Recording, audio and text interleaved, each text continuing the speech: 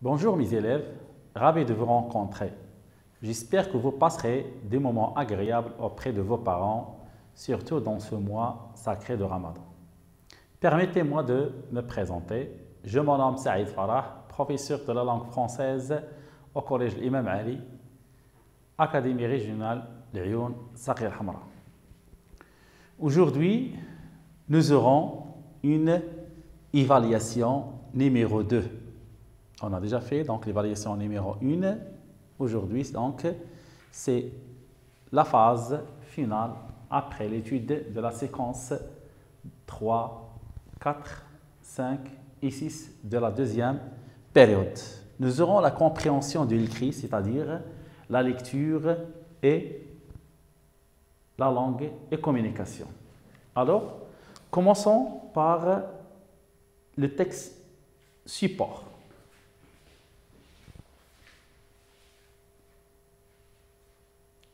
Je lis. Suivez avec moi, mes élèves. Dans les premiers jours du mois d'octobre 1815, 1 heure environ avant le coucher du soleil, un homme qui voyageait à pied entrait dans la petite ville de Digne. Les rares habitants qui se trouvaient en ce moment-là à leurs fenêtres ou sur le seuil de leur maison regardaient ce voyageur. C'était un homme de taille moyenne, trapu et robuste dans la force de l'âge. Il pouvait avoir 46 ou 48 ans. Une casquette à visière rabattue cachait son visage brûlé par le soleil, ruisselant de sueur. Sa chemise de grosse toile jaune était rattachée au col par une épingle. Il avait une cravate en corde, un pantalon bleu usé et sale, blanc à un genou troué à l'autre, une vieille blouse grise en naillon, rapiécée à l'un des coudes d'un morceau de drap vert, cousu avec de la ficelle, sur le dos un sac de soldat bien plein, bien bouclé et tout neuf. À la main, un gros bâton, les pieds sont bas dans des souliers ferrés, la tête tendue et la barbe longue, d'après Victor Hugo, Les Misérables. Alors, vous voyez ici donc le texte. Maintenant, on va voir donc les questions en relation avec le texte. Commençons par les questions de la compréhension. Vous savez donc la compréhension sur 10 points. Commençons la première question, le tableau. Donc, nous avons ici, complète le tableau suivant. L'œuvre, l'écrivain, le temps, le lieu. Donc, on va relever ça à partir du texte. Deuxième question, réponds par vrai ou faux en justifiant ta réponse. Ça veut dire, tu vas dire est-ce que c'est vrai ou bien faux et tu vas relever donc la justification à partir du texte. Nous avons 4 phrases.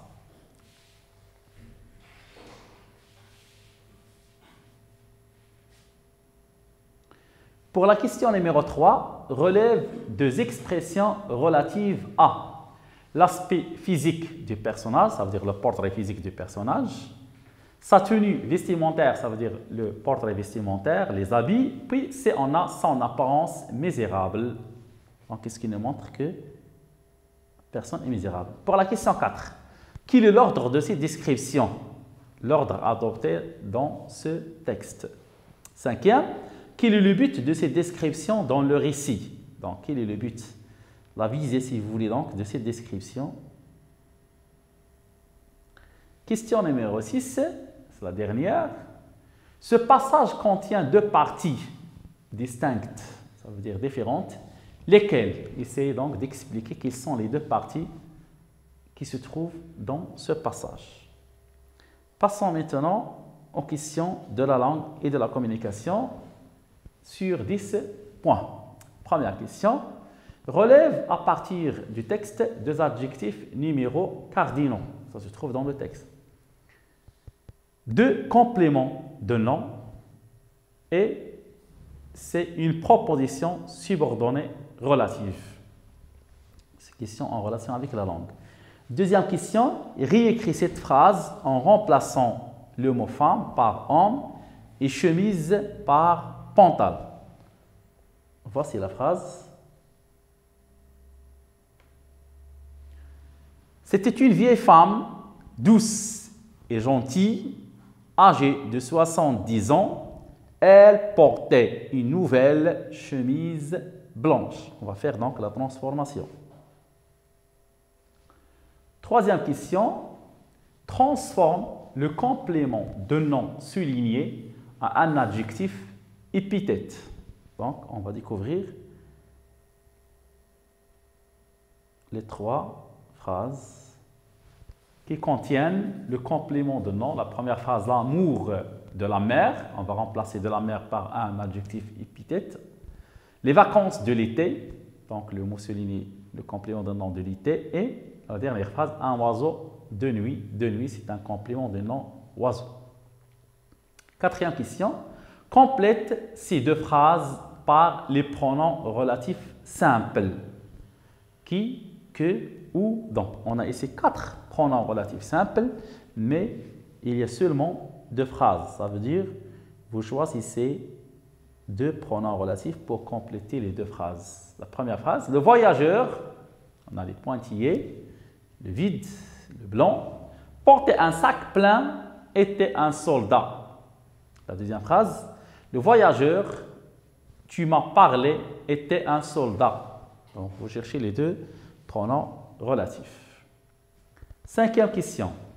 Accorde les adjectifs suivants. On va faire donc l'accord des adjectifs avec les noms auxquels ils se rapportent.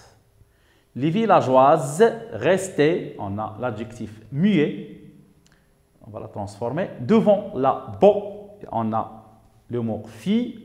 Aux yeux gris cendre et aux cheveux, on a l'adjectif doré. La dernière question, classe ces adjectifs dans le tableau suivant.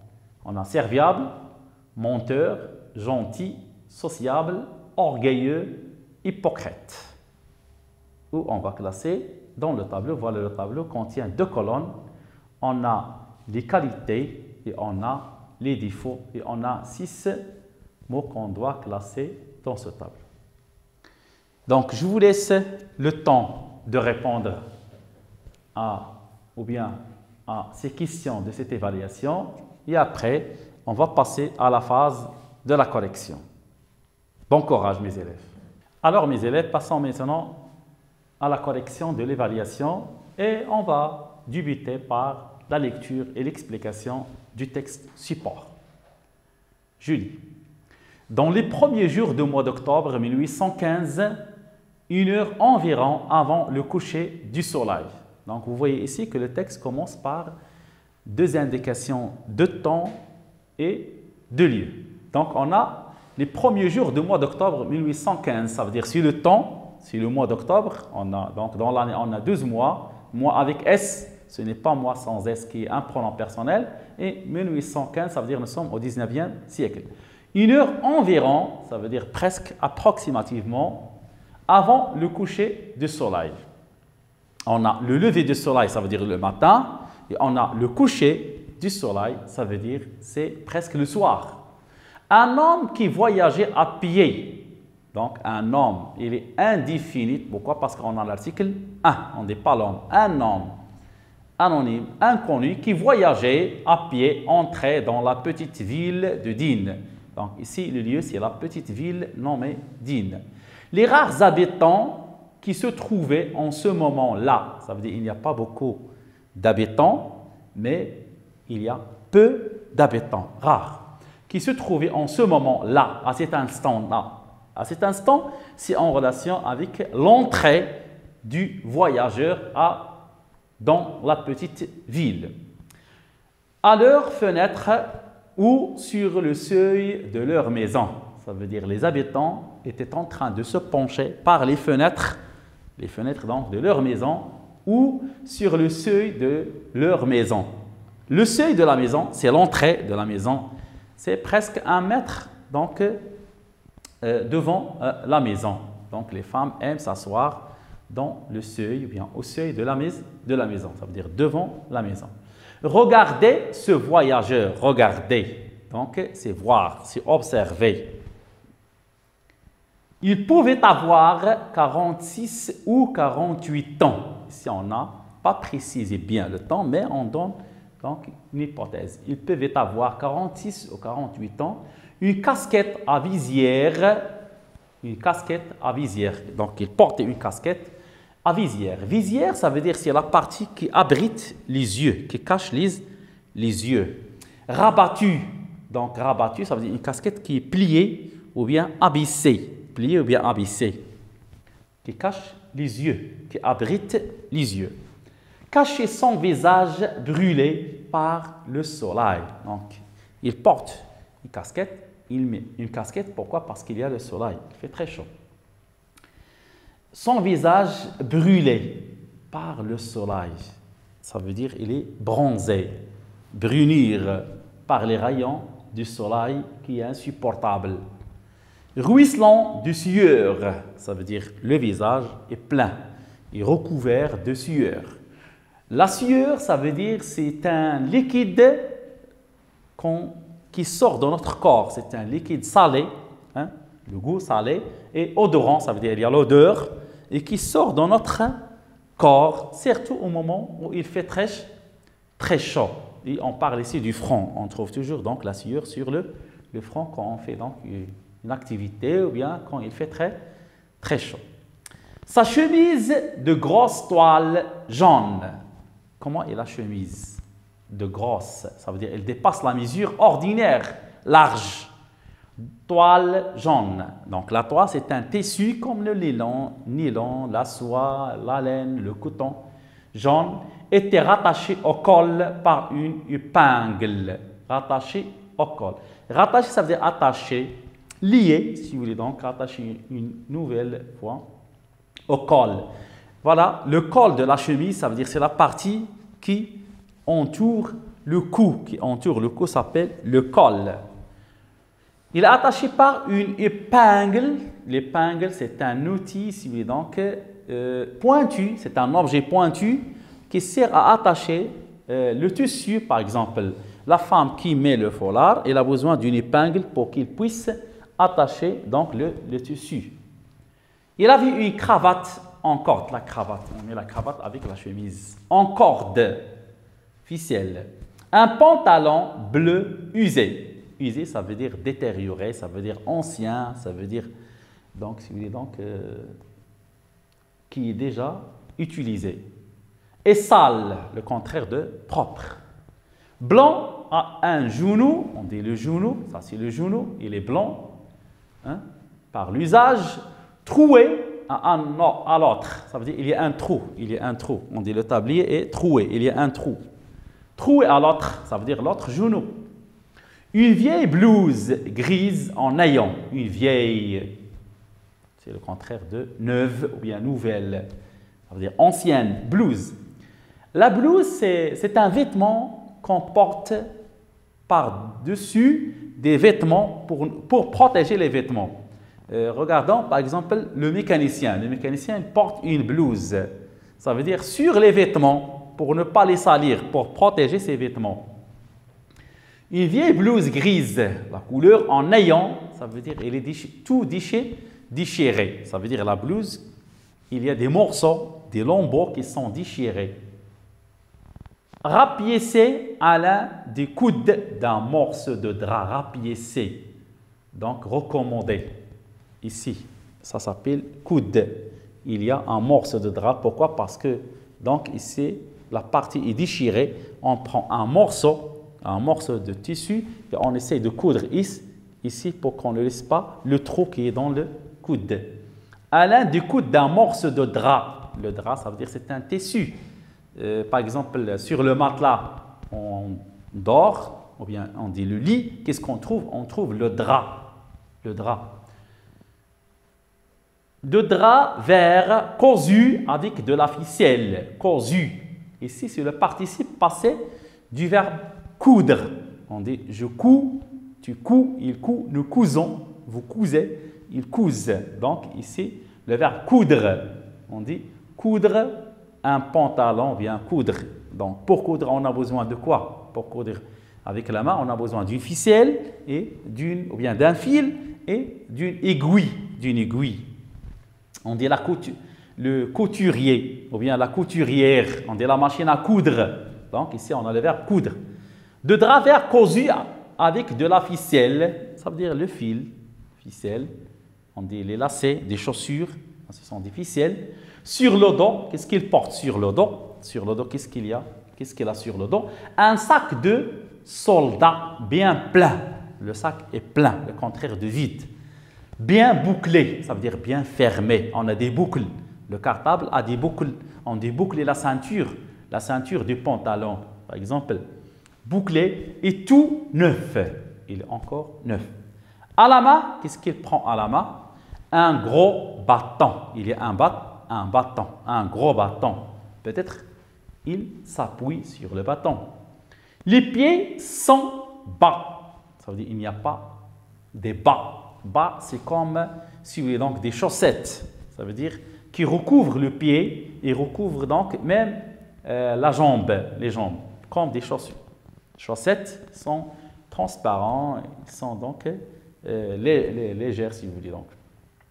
Donc des souliers ferrés, les souliers, ça veut dire des chaussures qui sont épaisses et qui couvrent donc tout le pied. Ça s'appelle des souliers ferrés qui contiennent des morceaux de fer, surtout dans la semelle, pour bien renforcer donc, les chaussures. Parce qu'avant, on trouve des morceaux de fer donc, sous la semelle pour qu'on puisse renforcer, pour que les chaussures ne seront pas trouées ou bien déchirées.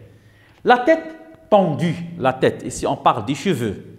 Comment est la tête? Elle est tendue, ça veut dire rasée, donc coupée à ras. Donc tendue vient du verbe tendre, tendre les cheveux. On parle des êtres humains, ou bien on dit même tendre donc un chien, tendre un mouton, hein, ça veut dire les animaux. Et on a le mot tondeuse. Tondeuse, ça veut dire c'est un instrument qu'on utilise pour, si vous voulez donc, raser les cheveux, ou bien tondre. On est tondeuse. Et la barbe longue. Donc la barbe, ici, comment elle est très, très longue. Et la tête, ça veut dire les cheveux, elle est rasée d'après Victor Hugo, Les Misérables. C'est clair. Passons maintenant aux questions. Ici, il y a donc des ambiguïtés. On passe pour éclaircir. Commençons par la première question. Il se forme d'un tableau. On a ici l'œuvre, ça veut dire c'est le titre du roman, c'est la référence, c'est la source, si vous voulez donc, d'où on a tiré ce passage, cet extrait. Puis on a l'écrivain, ça veut dire l'auteur, c'est lui qui a écrit donc, ce texte. On a le temps, ça veut dire quand se passe l'histoire, quand se passe la scène. Puis on a le lieu, ça veut dire où se passe la scène, où se passe l'histoire. Donc, voilà, donc ici on a, d'après Victor Hugo, Les Misérables, donc il est en relation avec l'œuvre et l'écrivain. Voilà donc les réponses. On a l'œuvre Les Misérables, c'est un roman très célèbre chez Victor Hugo. Puis on a l'écrivain, c'est Victor Hugo, c'est un écrivain français, 19e siècle. Le temps, c'est octobre 1815, donc une heure avant le coucher de soleil, si on veut ajouter, c'est juste aussi. Le lieu, c'est la petite ville de Digne, ça veut dire le voyageur qui vient d'entrer dans cette petite ville. Passons à la deuxième question, réponds par vrai ou faux en justifiant ta réponse. Toujours, on va revenir donc au texte.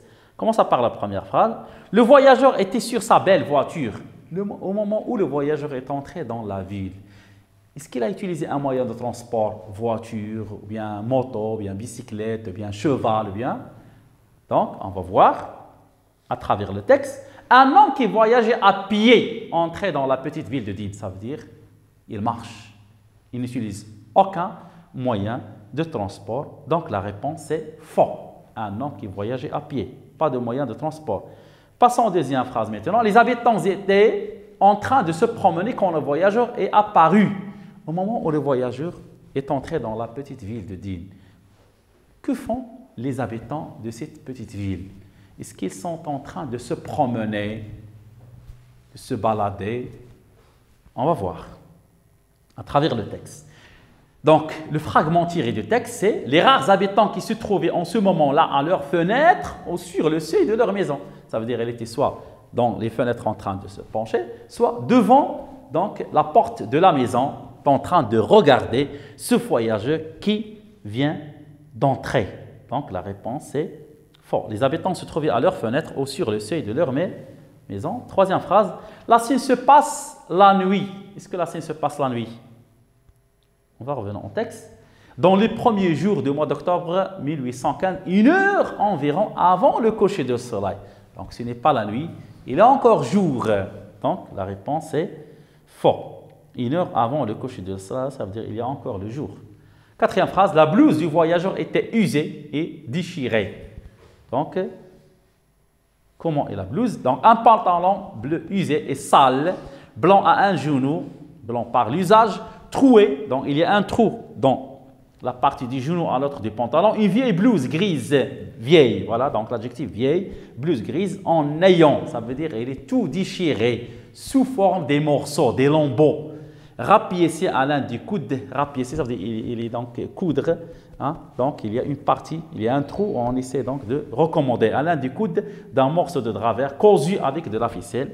Voilà, cela montre que donc une vieille blouse grise en ayant, c'est vrai. Passons maintenant à la troisième question. Relève deux expressions relatives à l'aspect physique des personnages. Ici, on a le portrait physique des personnages. On a déjà parlé de portrait physique, portrait moral, portrait vestimentaire. Donc, le portrait physique contient quoi? Contient les parties du corps. Et quand on veut décrire donc le personnage, on commence toujours par la forme, la silhouette, la taille, si vous voulez donc. Voilà, donc on peut relever la taille. Donc, les voyageurs étaient sur les fenêtres ou bien au seuil de leur maison, ils voient donc la personne qui vient d'entrer, donc il commence par le descripteur, le narrateur commence par la description de la taille. La taille moyenne, ni grande ni petite. Trapu, quelqu'un qui est trapu, ou bien la taille. Donc, trapu, ça veut dire il est court et large. Court et large, on dit trapu. Robuste, ça veut dire fort, fort, vigoureux. Visage brûlé, on a dit déjà visage brûlé par quoi? Par le soleil. Les pieds, donc les pieds, partie donc du corps, sont bas. Il n'y a pas des chaussettes. Ils chaussent, les souliers sans chaussettes sont bas. Voilà, donc dans le texte, on a mentionné donc ça dans le texte. Puis, sa tenue vestimentaire, ça veut dire le portrait vestimentaire. On parle ici des habits, les habits portés, hein, vêtus. De quoi? Vêtu, donc, ce voyageur.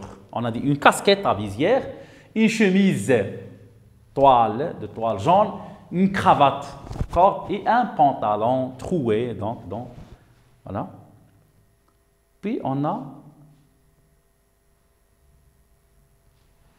son apparence misérable. On a un pantalon usé, sale et troué, une vieille blouse en ayant, ça veut dire ici, on a le portrait social, ça veut dire il est misérable, il est très pauvre, nécessiteux. Donc, quel est l'ordre de ces descriptions? De plus loin au plus proche. Pourquoi? Parce que le voyageur était loin au moment où il était entré. Donc, on a commencé de plus loin au plus proche. On a commencé par la taille jusqu'à ce qu'on décrit donc son visage, ainsi de suite. Donc, quel est le but de ces descriptions dans le récit? Quand on dit le récit, on a la narration et la description. Puisqu'il y a un nouveau personnage qui fait son apparition, son manifestation, le narrateur est obligé de faire son portrait pour que, ici on parle du portrait physique et le portrait vestimentaire dans le texte, que le lecteur puisse le connaître et le voir. Ça veut dire identifier le personnage, reconnaître le personnage. Ce passage contient deux parties, lesquelles? On a dit deux parties différentes. Donc, la première partie est consacrée à la narration. On essaie de narrer, de raconter, de relater des événements, dès le début jusqu'à ce voyageur. Alors, la seconde partie commence par « C'était un voyageur » jusqu'à la fin de l'extrait. Il est réservé à la description physique et la description vestimentaire. Passons à la langue et la communication. Relève à partir du texte deux adjectifs numéros cardinaux. Donc, dans le texte, on a 46 ou 48. Donc, c'est l'âge. Les compléments des noms qu'on a dans le texte, on a de drap, en corde, sans bas, en visière, en ayant. Vous voyez toujours, il y a une proposition qui précède le mot. Une proposition subordonnée relative, on a qui voyageait à pied, on a le pronom relatif qui précède. Donc, ça veut dire l'antécédent, le voyageur, qui se trouvait à leur fenêtre. Ici, l'antécédent, ce sont les habitants. Deuxième question, réécris donc cette phrase en remplaçant femme par homme et chemise par pantalon. C'était une vieille femme douce et gentille âgée de 70 ans.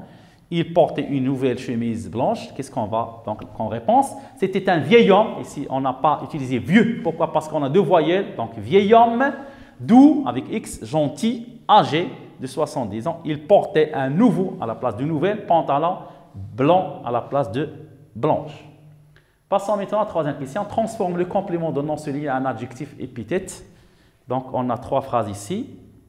On a l'amour de la mère. Donc, de la mère, c'est le complément de nom, ça donne l'amour maternel. Les vacances de l'été, ça devient les vacances estivales. Et un oiseau de nuit, ça nous donne un oiseau nocturne. 4. Complète ces phrases par les pronoms relatifs simples qui, que ou dont. Dans deux phrases. On a deux phrases. La première phrase, le voyageur qui portait un sac plein était un soldat, parce que ici, le voyageur, donc c'est un sujet. C'est pourquoi on utilise le pronom relatif qui a la fonction du sujet. Le voyageur, tu m'as parlé, était soldat. Donc, le voyageur dont tu m'as parlé était un soldat. Complément d'objet indirect qui précède le voyageur qui a la fonction du complément d'objet indirect. Cinquième question. Accorde des adjectifs suivants. Les villageoises restaient muets. Donc, on a muette, c'est le féminin de muet, pluriel. Devant, on a fille, donc la belle fille aux yeux gris-cendre. Ici, on a un adjectif. Donc, composé de gris et cendre, donc reste toujours invariable, ne change pas, inchangeable, invariable. Et aux cheveux dorés qui ressemblent à l'or. Donc, ici, on a l'accord. La dernière question. Classe ces adjectifs dans le tableau suivant, serviable, menteur, gentil, sociable, orgueilleux, hypocrite. Donc, dans le tableau suivant, ici, on parle de portrait moral. Donc, on a les qualités, les défauts. Les qualités quand on a un portrait moral valorisant et les défauts quand on a un portrait moral dévalorisant. Donc, on va voir donc les trois qualités. On a serviable, gentil, sociable. Les défauts, on a menteur, orgueilleux, hypocrite. Serviable, ça veut dire quelqu'un qui rend les services à ses camarades. Et on a gentil, vous voyez c'est quoi gentil, aimable, hein, sage. Sociable, ça veut dire c'est le contraire de quelqu'un qui est solitaire, qui aime vivre tout seul. Donc sociable, ça veut dire qu'il y a de bonnes relations. Menteur, c'est lui qui ne dit pas la vérité, qui essaie toujours de changer la vérité. Orgueilleux, c'est quelqu'un qui se montre toujours supérieur, ça veut dire on est vaniteux. Et hypocrite, dans notre tradition si vous voulez, donc marocain, on dit hypocrite, c'est celui qui a deux visages. Ça veut dire il dit quelque chose devant toi, mais derrière toi, il dit d'autres choses. Voilà, donc mes élèves, donc la correction de cette évaluation. Merci de votre attention et à la prochaine séance.